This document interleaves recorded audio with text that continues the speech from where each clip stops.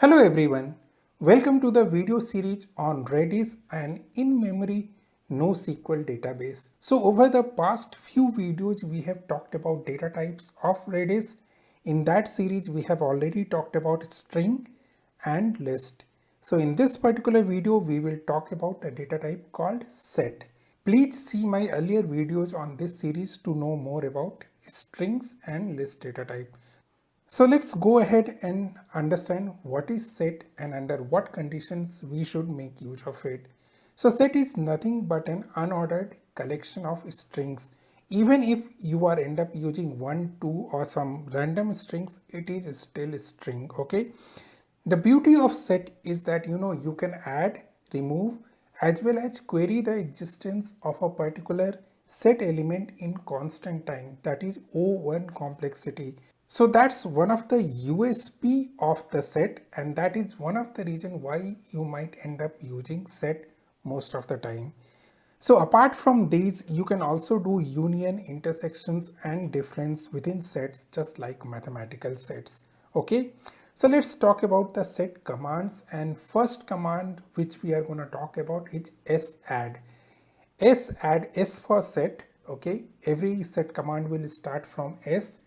Add is all about creating a set key and values. Remember, Redis is a key value data store. No matter what you are storing, you need a key. So let's go ahead and see how we can make use of this command. So I'll go to my shell.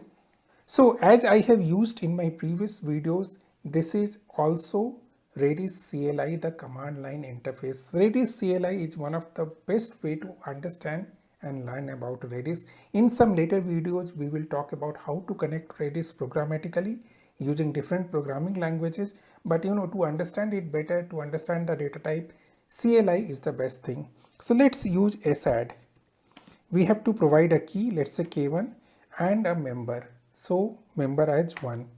1 means it is successful and this key has 1 element. I can also add additional elements. For example, I can append additional element like 1, 2, 3, 4. Now you will say that 1 is already there. No problem. Redis set will take care of it automatically. It will not touch that. And you can see that integer 3 is returned, which means that only 3 elements are being added. So 1 is not touched. Okay. So let's create another key, sadd k2 key, some combination 1, 2, a, b, and for example, hello. So when you are using CLI, whether you give double quotes to hello or not, it doesn't makes any difference. So in here it has added 5 elements, 1, 2, 3, 4, 5. So sadd is the command using which you will create a set key value pair. Okay. So that's about sadd. So now let's go ahead and explore another command for set, which is smembers. So as you recall that I said that each and every command for the set will start from S. So it's very easy to remember. Members means that this command will display each and every member of a particular set. So let's go ahead and see. So let me clear this, and if I just go ahead and see the keys, I have 2 keys. So let me clear again and I will do smembers k1. It will display me all the elements of the key k1. Similarly, I can do for k2, it will display me all the members of the key k2. It's very simple. There is nothing else that this command does but displays each and every member of a particular set key. Now, one important thing, when you call smembers, you by default get all the elements. There is no, filter criteria where you can get a specific set of elements. So that's one limitation or maybe flexibility where you can get things in constant time. This is what smembers is. Okay. So we talked about smembers. Let's go ahead and explore another command which is very similar to smembers, which is sageMember. As the name suggests, starting from S, that is, it is meant for set. sageMember means it is actually checking for the existence of a particular element in the set key. Let's see how. Again, we will clear it, and we have 2 keys, right? K1 and K2. And let me display smembers K1. is 1, 2, 3, 4. So to use S is member, what we will have to do is that we will have to pass the key and the existence of the member. For example, 2. 1 means 2 is there in the key. For K2, if I just say hello, it will say hello is not there in K2. So let me go ahead and print the contents of key K2. So I'll say S members K2. You can see hello is there, but it is capital H, and that's why it is saying hello is not there. So if we go ahead and use capital H, it will say 1, which means hello is there. So S member is for query the element. It is very fast, and whenever you are using set, this is one of the things which you will end up using n number of times. Since it is extremely fast, you will not complain also. So now let's move further and explore other commands. Let's talk about smove. Smove moves the values or the elements from a key to a different key. So this happens that, when you are creating a kind of logic where you have something in the queue, some set of customers, and you want to move the customer which are being served, the request has been served.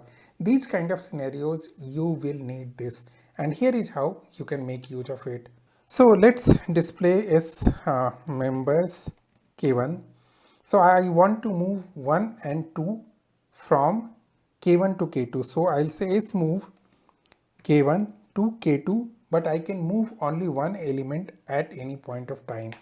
I will move 1 and I will move 2 and I will clear it, and if I go ahead and see the contents of K1, it will have only 3, 4, but K2 will have 1 as well as 2. So this is how smove works. So now let's go ahead and look into one more interesting command called spop. Removes one or more random elements from the set. Yes, random elements. So if you call spop, until and unless you are implementing some kind of lottery system, I don't think you are going to end up using spop, but this is how it will work. So we will go back to our shell, we will clear it, and let's see the contents of S member K2. So if I say spop K2, I can give a count number of elements to pop from this particular key. So if I say 2, it will randomly select those 2 and it will pop it out. So in here it has selected 2 and hello. There is no logic behind it. It will randomly select that number of elements from the key and will return back to you. Okay. So this is how spop works. Let's go ahead and see something interesting which you will end up using, that is called srem. Remove the desired element values from the sets. Okay, so this will happen when you did something with that particular entry in the set and you want to remove that, and this is something you will also end up using quite a number of time, and here is how you are gonna make use of it. So again we are at our shell, and let's say S members K2 add something. Let's say S members K2, let's say A3, 4, 5. I am using different command. S add K2 A3, 4, 5, again 1. So 1 will not be added. A is already there. Only 3, 4, 5 will be added. So if we go ahead and see S members K2 now, we will have 1, 3, 4, 5, B and A. And here is how we will end up using srem. So we will say srem key, which is K2, and the members which we want to delete. So if we want to delete, for example, 4 and 5. So 4 and 5 will be removed. So it says integer 2, which means 4 and 5 is removed. Okay, so you can see that 4 and 5 is removed. Now you might be having a question, what if I give an element which is not there? Let's try that. So let's say I want to Z. It will say 0. But what if I give 3 and Z? Remember, in here 3 is actually available, Z is not. Simple integer 1 will be written, which means that only one of the given members is deleted. So if we go ahead and see the S members K2, you will see that 3 is deleted. Okay, so these were the set commands you will end up using most of the time. That's all about set, and I hope I was able to explain this to you in an easy and intuitive way. Thanks a lot, people. Thanks for watching. Till the next time we meet. Good day, goodbye. Take care.